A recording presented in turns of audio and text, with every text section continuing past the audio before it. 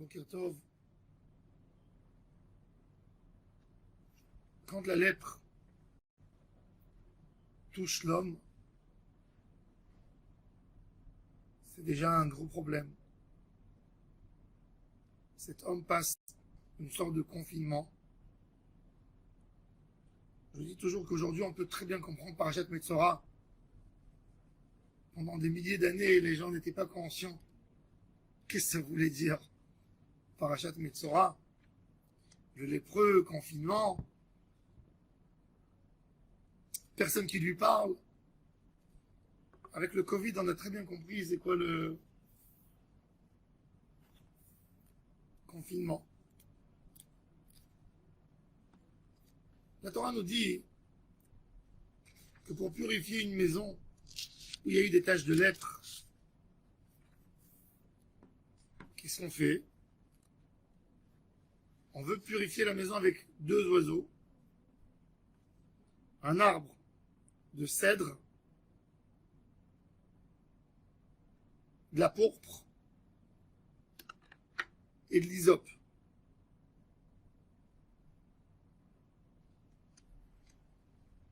On a ici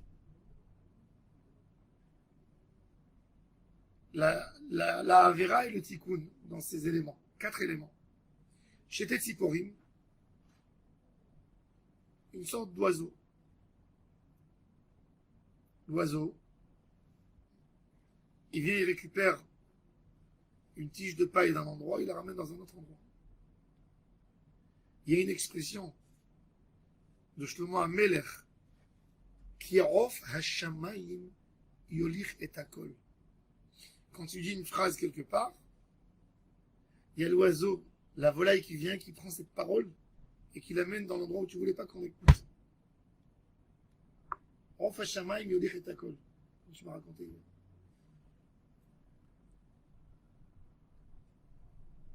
Il faut savoir que ça n'existe pas une phrase qu'on dit à quelqu'un qui ne se fait pas entendre. Sauf si c'est quelqu'un de comme toi. C'est écrit, c'est pour ça qu'un Talmid Chacham a le droit de raconter à un homme proche de lui qui est Talmid Chacham, qui connaît les règles du Lashon Hara et qui sait que c'est un homme de confiance à qui on peut dire. Il y avait des choses qui se transmettaient entre les rabbinim et leurs élèves. Ils racontaient des choses entre eux. Mais ils savaient que ça ne sort pas du Beth Midrash. Sinon, on fait Shama, il me dit celui-là, il a dit à son meilleur ami, et l'autre, il a dit à son meilleur ami, et la moitié de la ville, c'est le meilleur ami, et ils savent en fin de compte. Un jour, il y a une femme qui m'a appelé au téléphone, elle m'a dit qu'elle a raconté une histoire qu'elle avait dans la famille à sa sœur, à condition que sa sœur n'en parle à personne. La sœur, elle a raconté à son mari à condition qu'il raconte à personne. Le mari qui a entendu ça, il a eu pitié de sa belle-sœur. Donc il a appelé la belle-mère de la belle-sœur, à condition qu'elle ne dise pas à sa belle-fille. Et la belle-mère, elle s'est énervée. Elle est partie chez la belle-fille, elle dit à condition que tu ne parles pas avec ton beau-frère. Mais il m'a dit. Donc ça a fait le tour. Et finalement, tout s'est su.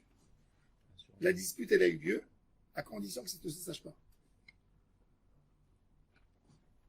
Un oiseau, c'est quelque chose qui transmet une histoire d'un endroit à l'autre.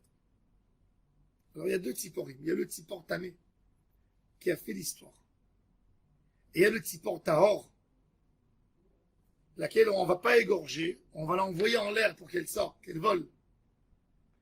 Et ça, c'est le tikkun adibour.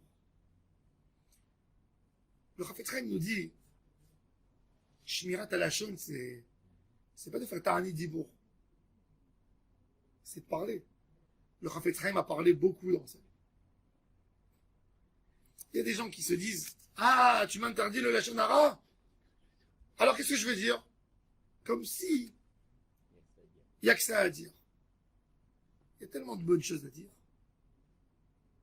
Il y a tellement de belles choses à dire, à pouvoir créer. Et c'est un petit coup du dibour.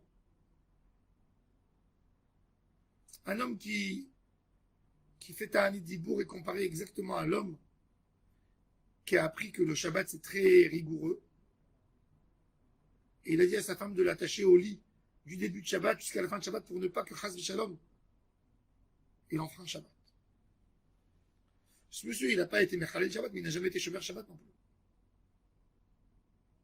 Le Chafetz Chaim, il a écrit un livre qui s'appelle Shmirat Halashon. Il n'a pas écrit Ta'anit Dibour.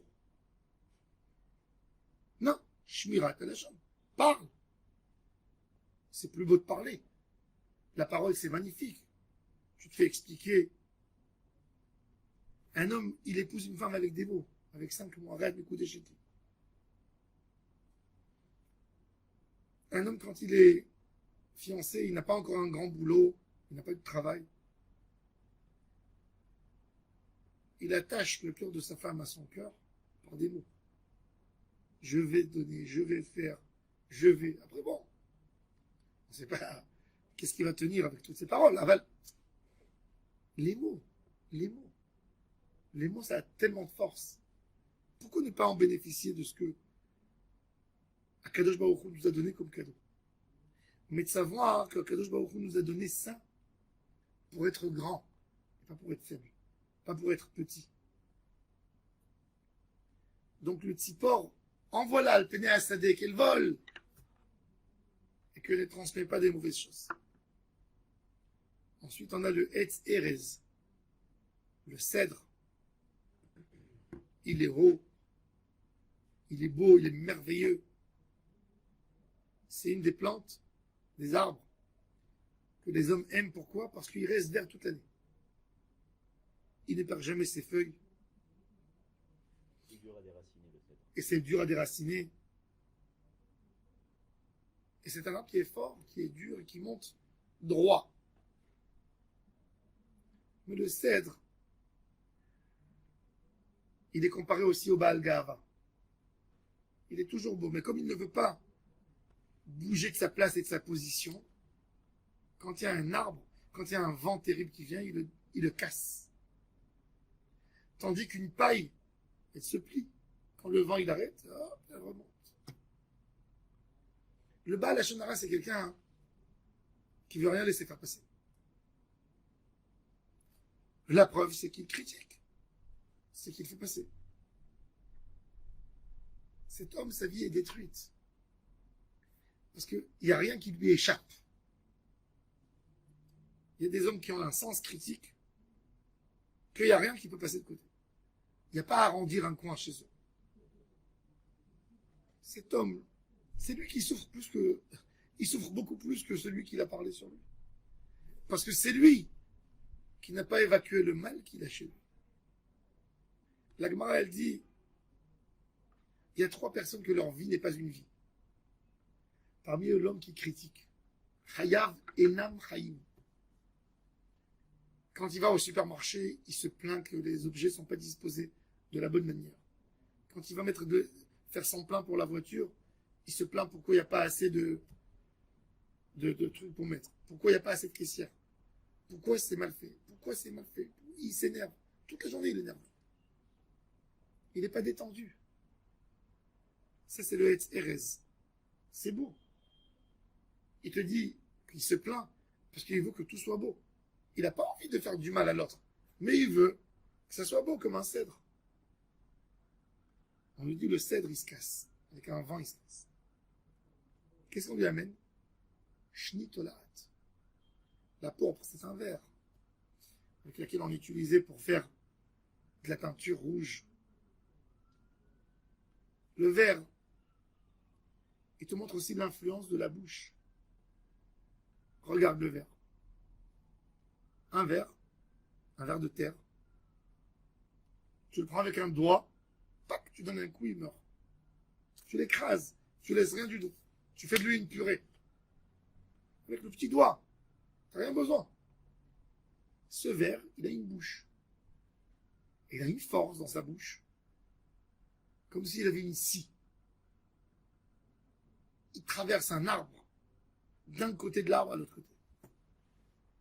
Et au début, toi, tu vois un petit verre. Tu te dis, qu'est-ce qu'il va faire? Il va manger toute l'arbre en bas. et l'arbre va tomber. Et ça, c'est le Lachon Hara.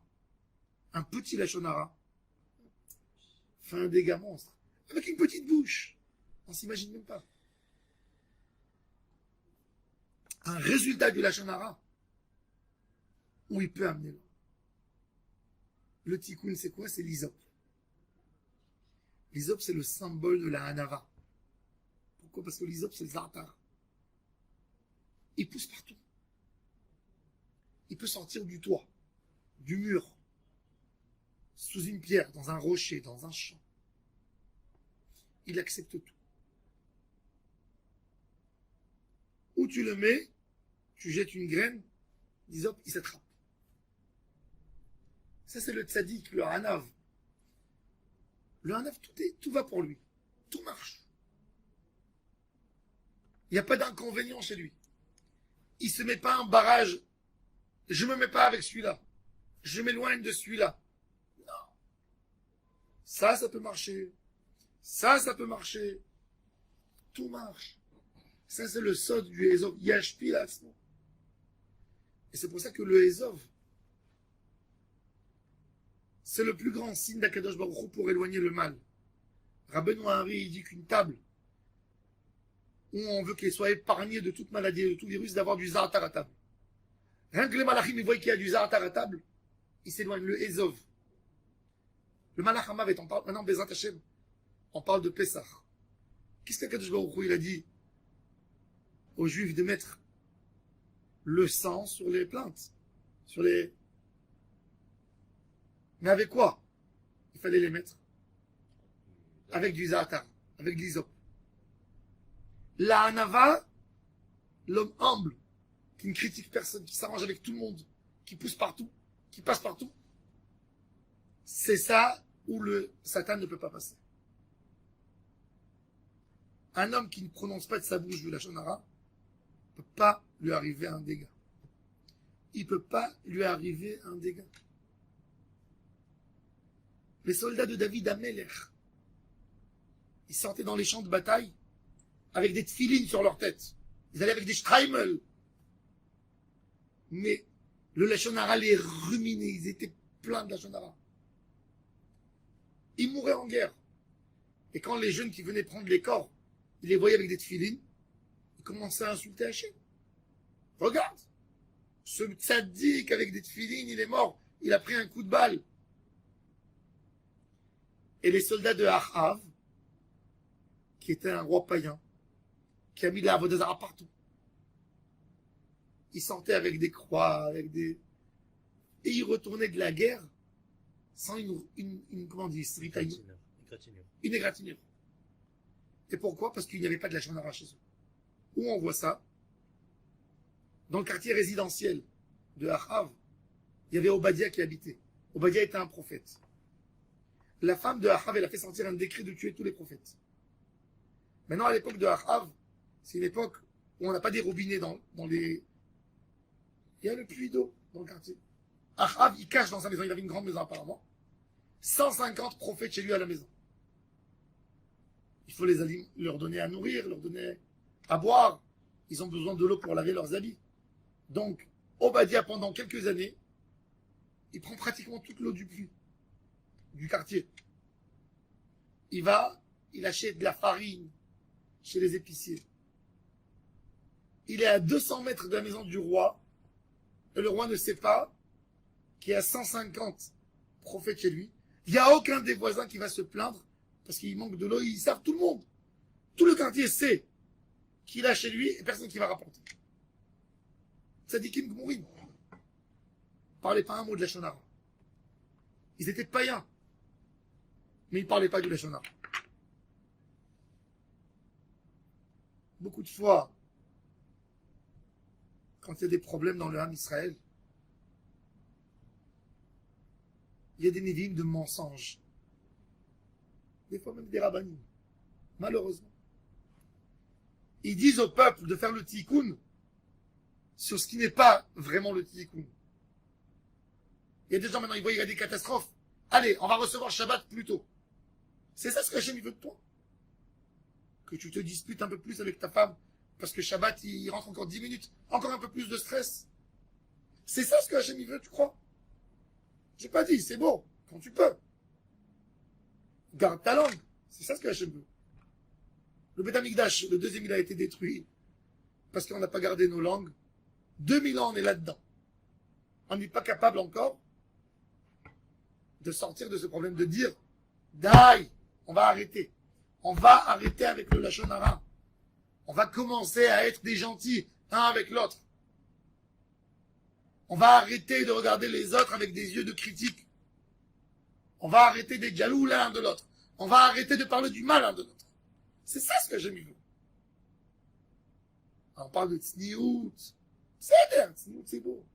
Mais est-ce que c'est ça le problème? Est-ce que c'est pas te voiler la face et te sauver du vrai problème de l'âme Israël? On sait très bien pourquoi on est en galoute. Malheureusement, chacun, on dit 3 juifs, 5 synagogues. Alors pourquoi on se voile la face? Pourquoi on est en train de dire que le problème de l'âme Israël, c'est parce que la femme là-bas, elle a mis la perruque ou elle n'a pas mis la perruque? C'est parce que elle a allumé Shabbat un peu avant? C'est ça le problème. Le problème de l'âme Israël, c'est quoi le problème de l'âme Israël? Regarde ton quotidien. Regarde ton voisin. Regarde ta vie de tous les jours. Au lieu d'aller chercher midi à 14h.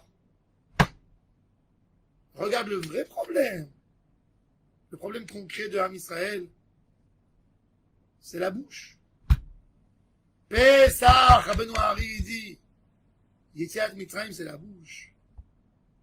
On descendit en Égypte, pourquoi? Pourquoi on a eu toute cette histoire d'Égypte? Parce que les frères parlaient du Lachon Hara contre Yosef. Parce que Yosef a parlé du Lachon Hara sur ses frères avec son père. Yosef est fautif aussi. Il y a eu un Lachon Hara qui a créé une haine gratuite. Qu'ils ont pris Yosef. Chacun parlait sur une autre chose. Personne ne voulait voir la réalité des choses. Après, quand Yosef arrivait à un beau rêve d'un enfant, bah, il s'est retrouvé dans un puits. C'est du Lachon Hara. Et on est sorti d'Égypte grâce à la bouche. Hachem il nous a mis tellement de travail qu'on ne pouvait même pas parler. Alors le roi de Mitzrayim est mort, on a commencé à parler. On a pleuré. On a commencé à contrôler notre bouche. Rabbeinu Hari dit paix, la bouche, paix, Sar qui commence à parler. Mais il faut habituer la bouche à bien parler. Il faut que nos oreilles elles brûlent quand elles entendent du Lachon Hara. Il faut qu'on a mal aux dents quand on parle du Lachon Hara. Qu'on a un abcès qui vient directement dès qu'on parle à Lachon Hara. Ça nous fasse mal qu'on a parlé. Je dis pas maintenant on va changer du jour au lendemain. Ça prend du temps. Il faut étudier tous les jours Chafetz Chaim. Mais au moins que ça te fasse mal, au moins que tu pleures, au moins que tu sois conscient que tu as fait du mal, au moins que tu comptes tes Lachon Hara, tu dis le soir avant d'aller dormir, aujourd'hui j'ai parlé 35 fois Lachon Hara et j'ai entendu 43 fois Lachon Hara.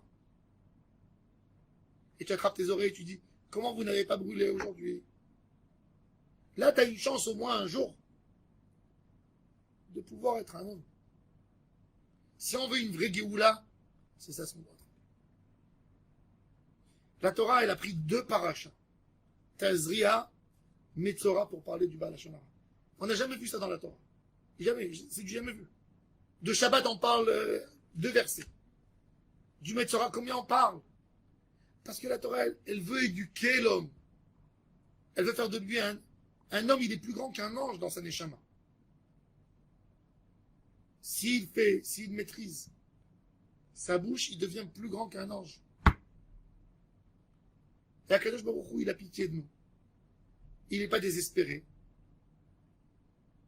Et il a confiance en nous qu'à un moment, un jour, on arrivera. Bezrat Hashem.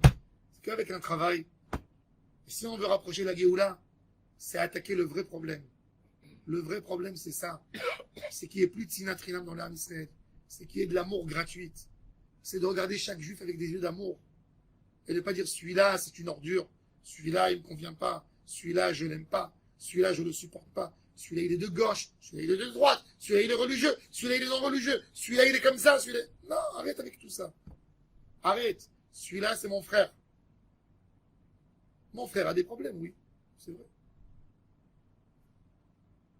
On est tous parfaits. Moi, je suis parfait, moi. Non.